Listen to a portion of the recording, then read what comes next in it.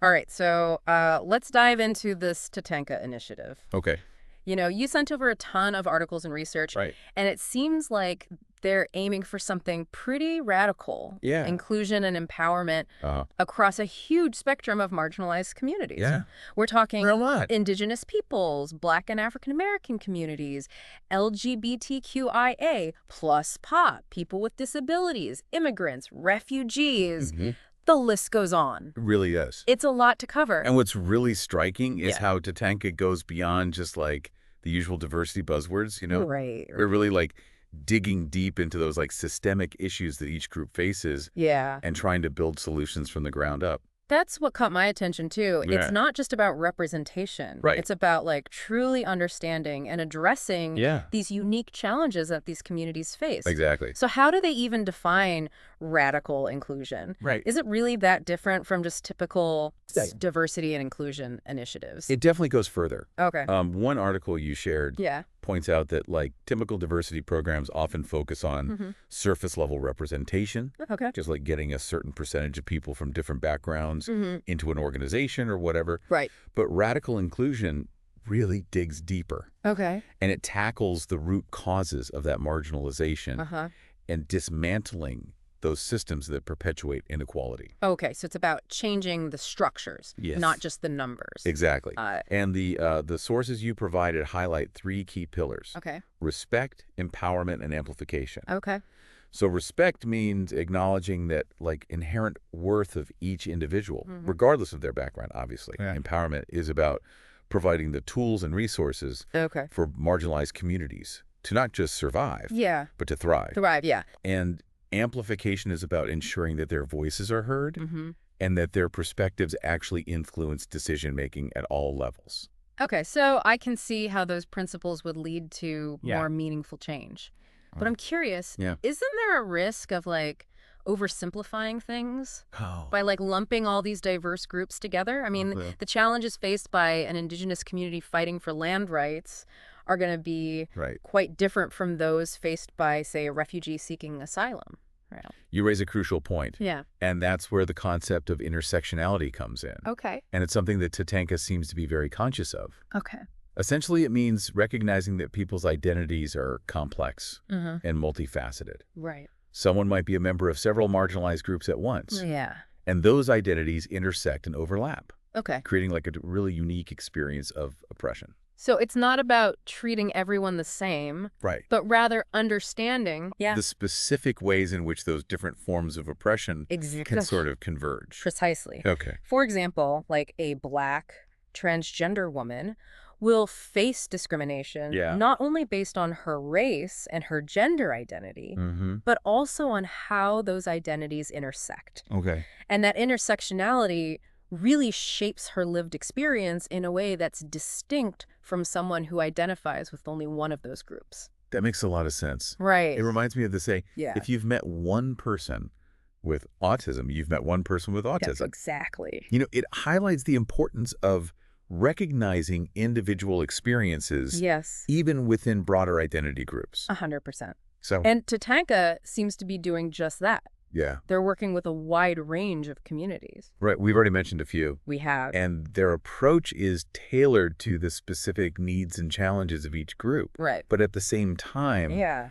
they're recognizing those shared experiences of marginalization. And building solidarity across those differences. Exactly. Okay, so they're not shying away from the complexities of Huh. identity and intersectionality. Nope. That's promising. Yeah. But how does this actually play out in practice? Right. Do you have any examples of like specific projects that they're Totally. doing? One that really stood out to me was their Orchestra Americana project. Oh, yeah, I read about that. Okay. So it's using music as a tool for inclusion. Exactly. Huh. It's about showcasing the beauty that emerges when different voices and traditions come together. Yeah. And it's a really powerful way to challenge stereotypes and build understanding across cultural divides. I mean, think about it. Yeah. Music is a universal language. It is. And in a world that often feels increasingly polarized, Right. it can be such a powerful force for connection and unity. Absolutely. Yeah, I love that. Right. It's not just about like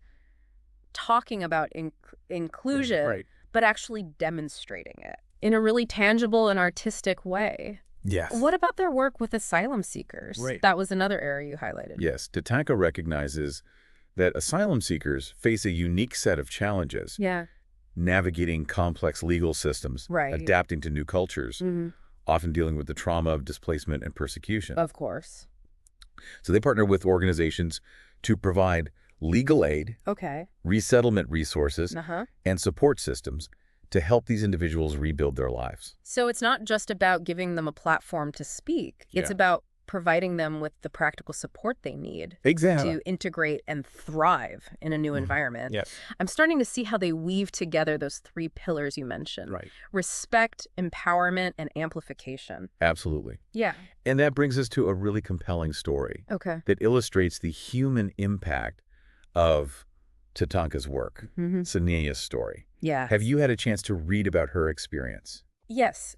Sania's story really resonated with me. Yeah. She's a young, first-generation Muslim woman of Pakistani and Haitian descent. Right.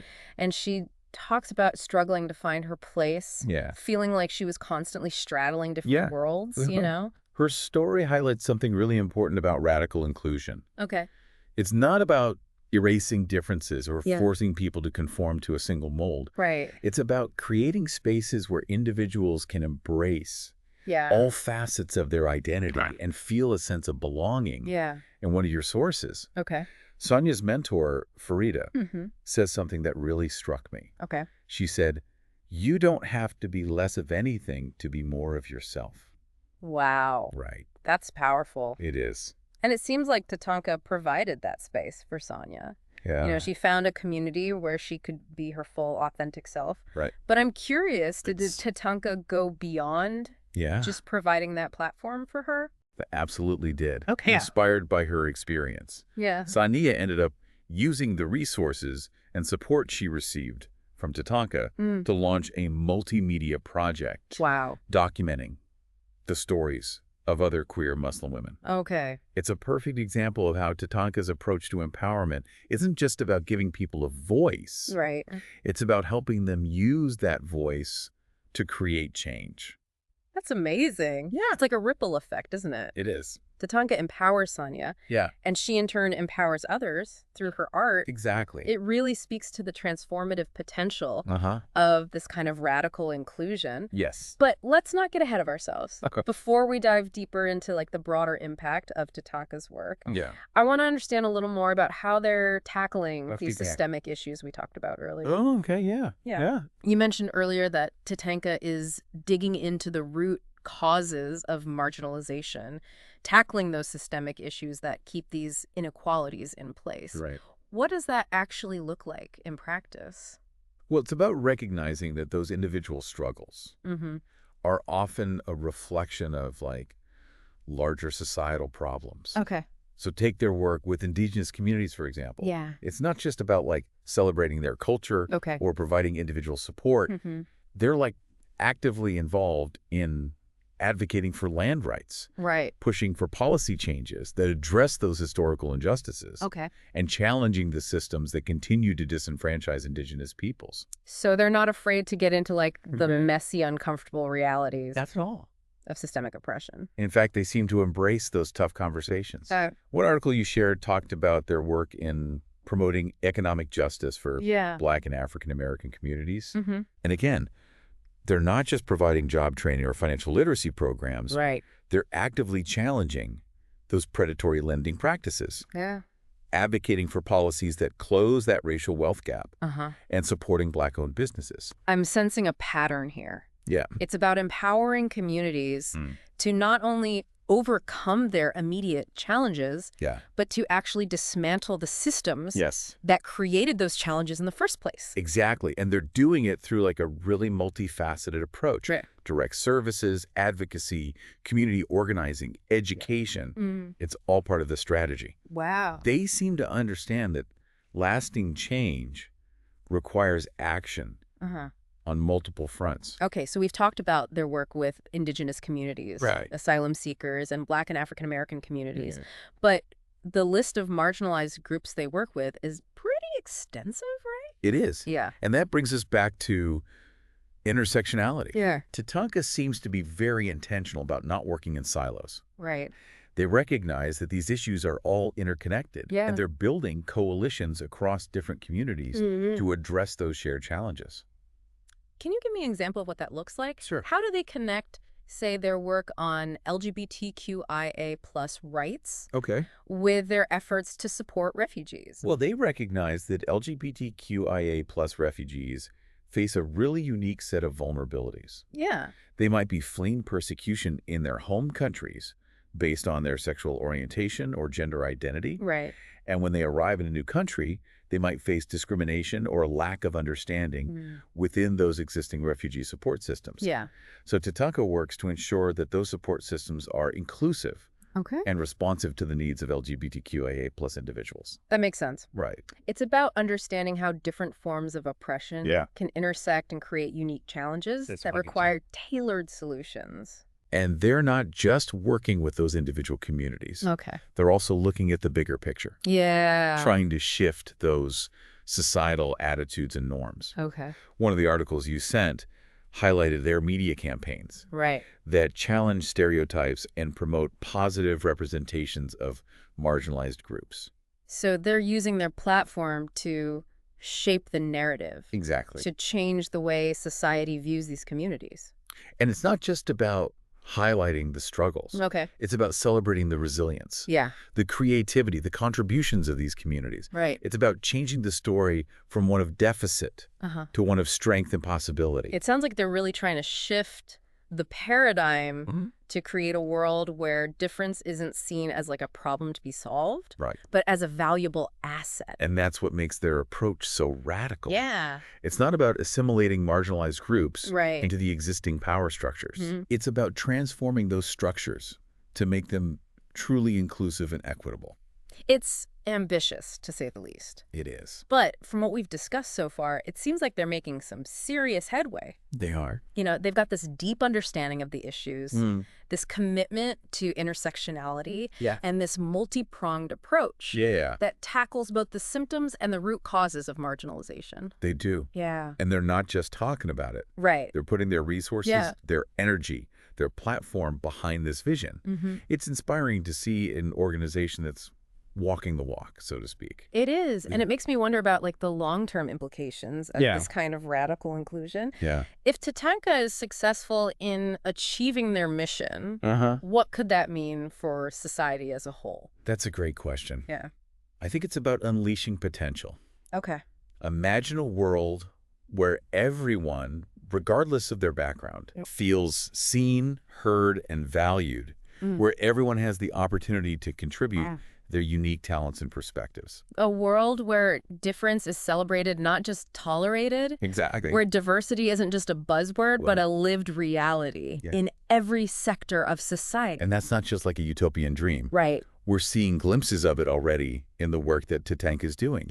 They're demonstrating that a more inclusive and equitable world is possible if we're willing to do the work. But that work doesn't stop with TATANKA, does it? It does not. I mean, they're providing a model, a framework for how to approach this. But ultimately, it's up to each of us to take those principles and apply them in our own lives, in our own communities. Absolutely. TATANKA is showing us the way. But it's up to all of us to actually walk the path. It's about examining our own biases, challenging the systems of oppression that we're all complicit in, and using our voices and our influence to create a more just and equitable world. It's a tall order. It is. But it's a necessary one. Absolutely. And hearing about the work that TATANKA is doing gives me hope that it's possible. Me too. Yeah. So as we move into the final part of our deep dive, I want to kind of shift the focus back to you. What are your biggest takeaways from what we've discussed so far? What's resonating with you the most? You know, honestly, what's sticking with me is how TATANKA manages to balance this grand vision of societal change with like a really grounded understanding of individual struggles. They're not just like throwing around abstract concepts like inclusion and equity. They're showing us how these ideas play out in real people's lives. Like with Sania's story. Exactly. It's so important because it's through those individual stories, those lived experiences, that we can truly connect with the human impact of this work. Right. It's not just about policy changes or statistics. You know, right. It's about people finding their voice, their community, and their purpose. And speaking of purpose, that seems to be like a key element of TATANKA's model. It is. You know, they're not just helping people survive, but thrive. Yes. They're equipping these communities to make meaningful contributions, not just to their own groups, but to society at large. Absolutely. One of the articles you shared highlighted a program where TATANKA helped a group of formerly incarcerated women launch a cooperative catering business. Wow. These women who had faced so many barriers were given the tools and the resources to actually build something sustainable, something that they could be proud of. That's a fantastic example of how empowerment can like ripple outward. Yeah. You know, it's not just about lifting individuals up. It's about creating a system where everyone has the opportunity to reach their full potential. And that potential is often found in the very things that make people different. Right. TATANKA seems to understand that diversity isn't just something to be tolerated. Yeah. It's a source of strength, innovation, and resilience. It makes you wonder what the world would look like if every organization, every community embraced this radical approach to inclusion. Right. What if we stopped seeing difference as a threat and started recognizing it as an asset? It would be a world where solutions to those complex problems came from a multitude of perspectives, where creativity flourishes and where everyone feels a sense of belonging. TATANKA is showing us that this isn't just a pipe dream. It's a possibility. And they're giving us a roadmap to get there. But it's a roadmap with a lot of forks in the road, right? It is. We've talked about the complexities of intersectionality, the systemic barriers that need to be dismantled, the deeply ingrained biases we all have to confront. It's not going to be easy. Definitely not. But TATANKA is demonstrating that it's possible to make progress step by step, challenge by challenge. They're not afraid to have those tough conversations, to push boundaries, to make people uncomfortable. And that's where the real work begins, isn't it? It is. It's not enough to just admire what TATANKA is doing from afar. We have to take those principles and apply them in our own lives, in our own spheres of influence. Exactly what resonated with you most personally. What's one thing that you're going to take away from this deep dive and try to put into practice? For me, it's the importance of stepping outside of my own bubble. You know, of actively seeking out and listening to the voices of those who are different from me. It's about recognizing my own privilege and using it to amplify those voices, to make space for perspectives that are often marginalized or silenced. That's a powerful commitment. And it's a reminder that radical inclusion isn't just something that happens out there in the world. It's something we have to cultivate within ourselves, within our communities, within our institutions. So as we wrap up this deep dive, I'm left with a sense of hope, a sense of possibility, and a renewed determination to do my part in building a more inclusive and equitable world. TATANKA has shown us what's possible. Now it's up to all of us to carry that torch forward. Well said. And for everyone listening, we encourage you to reflect on what you've heard today. What resonated with you? What challenged your thinking? What actions can you take, big or small, to embrace radical inclusion in your own life? Remember, every step we take towards a more just and equitable world, no matter how small, creates ripples that spread far and wide.